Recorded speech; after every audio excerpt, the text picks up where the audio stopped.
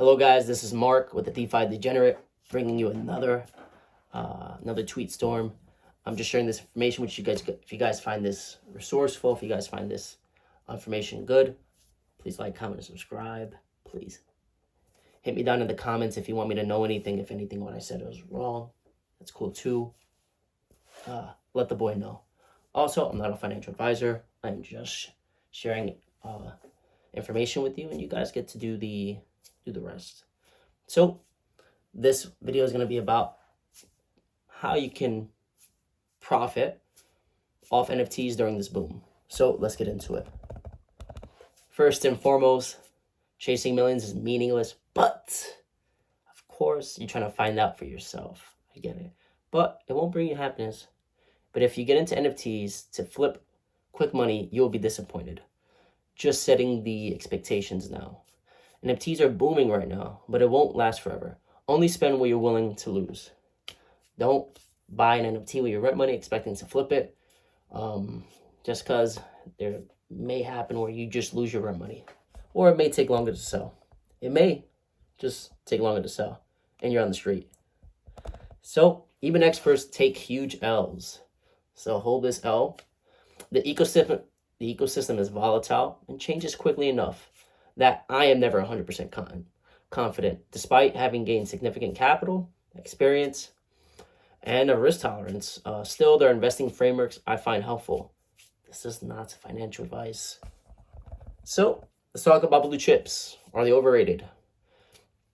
Bored Ape Yachts Club, really good one.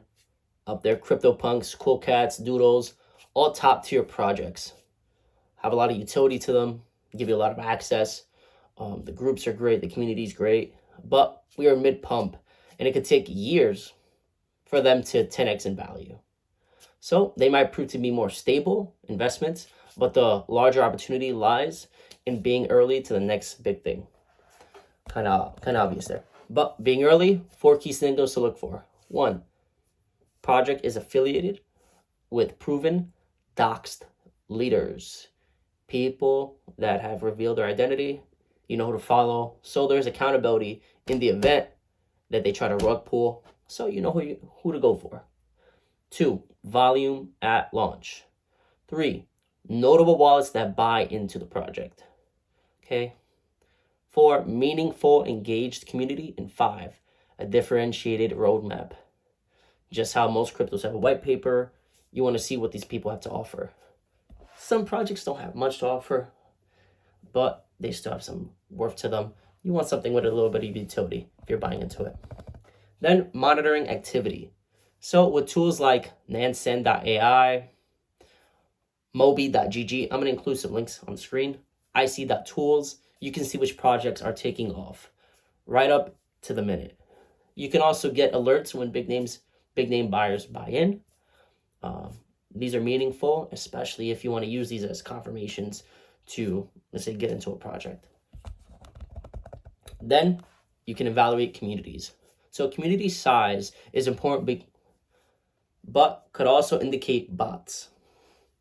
Use it wisely. Or Ponzi-like invite system, okay?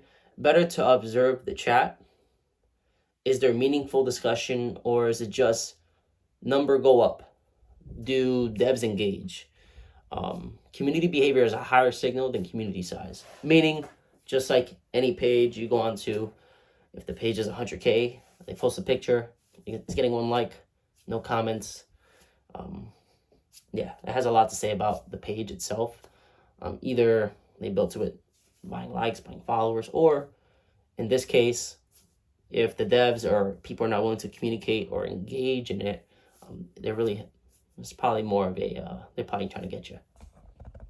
Could always be wrong. I'm just a messenger. This is just my viewpoint on it. Then getting alpha. I benefited hugely from joining communities that taught me the strategy, giving the heads up on upcoming drops, facilitated networking with pros in the space. So here are some really cool ones. I'm going to share some handles above from Twitter. One is FWB Tweets, Metaverse_HQ, and CPG Club. So I'm going to share those above and also in the description below. And then aping in. If a project checks all the boxes and is within your budget, drop the bag. If it's not going to cost you your rent money, go in.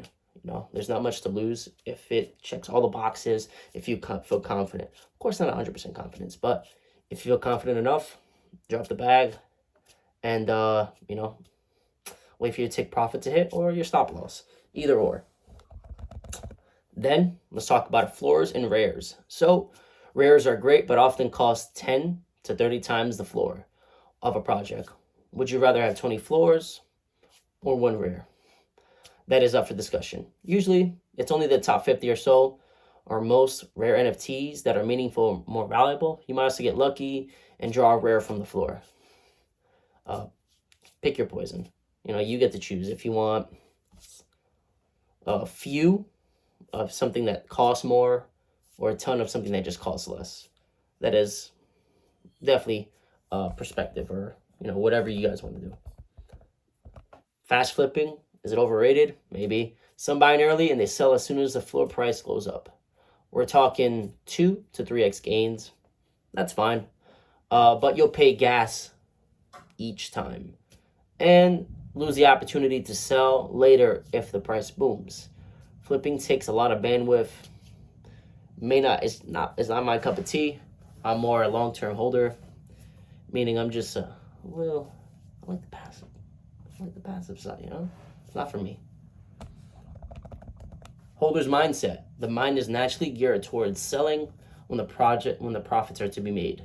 It's important, but if you believe a project will 50x, consider holding. Hodl that baby. You can lose more by selling too early than you would by losing and holding a project that goes to zero. All right. Selling on the way up. Say you have 5 NFT projects that are doing well. Selling one will cover the cost of you buying in. Okay? Don't feel bad about taking profits. Again, take profits. Don't be so... One of my really good friends, say Jose De Jesus, he is a forex trader. As he says, don't be... take profits. It's okay to take profits. Don't feel so... forgot the word. Just take profits. If you get into profits, take profits when you can. So, if it goes to zero, you got your investment out. Okay? And let's talk about the big sale. When you feel a project has reached its peak or simply want to de-risk your investment, don't feel bad about liquidating. No one was that early to the Bored Ape Yachts Club should feel bad about selling at 30 ETH. Even if it's reached the gain in popularity, gains are gains. Take profits. Profits are more important than unrealized profits. Trust me. And then we got getting out. If you're monitoring the activity of a project and its sales or floor price are dwindling and the community is lackluster, consider exiting. You may just want to be careful about leaving before any major project milestone that could pump the price. So before you consider leaving, look for any updates that could potentially increase the price. And then let's talk about tracking your wins. So when you make profits, track them. Put them on a note sheet. If you have an iPhone, put them on an Excel document and track them. What gets tracked? What does it say? What gets tracked? Tracks grows usually. And what doesn't, usually you just forget about it. So track your wins, track your losses, track them in spreadsheets, take notes. Reflection and analysis are very important. And hey, you got it. You track them and you're gonna pay attention to it. And let's talk about supporting artists.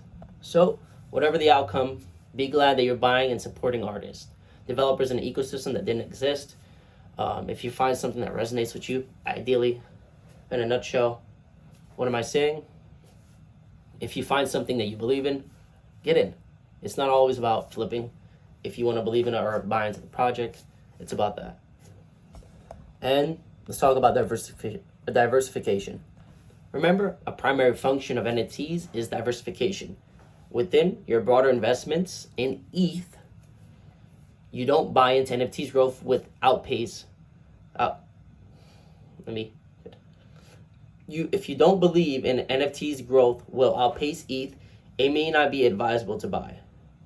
A risk-adjusted portfolio balances stable assets with higher growth bets. Ideally, if I am to give you my spin on it, to give you what I believe, if you're buying an NFT, but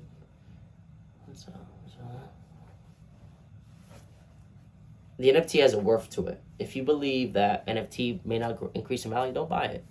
If you believe that either is going to increase over time and that, buy into it.